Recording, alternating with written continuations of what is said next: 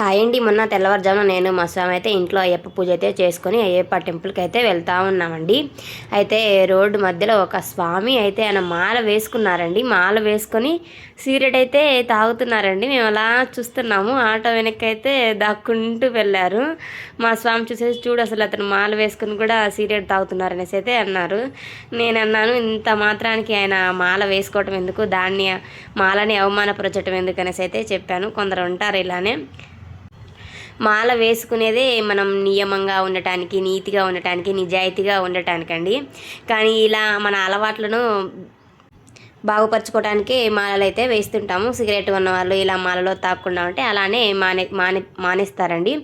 అలానే ఇలా ఇంకా ఏ అలవాట్లు ఉంటాయి కదండి కొందరికి, ఆ అలవాట్లు మానుకోవడానికి అయితే వేస్తుంటారు. కొందరు సక్సెస్ఫుల్గా అయితే ఉంటారు, కొందరు అయితే ఉండలేరండి. ఇంకా ఉండని దానికి మాల వేసుకోవడం వేస్ట్ కదా, ఆ మాలను అవమానపరిచినట్టే కదా. వీడియో నచ్చితే subscribe. Take care. By by.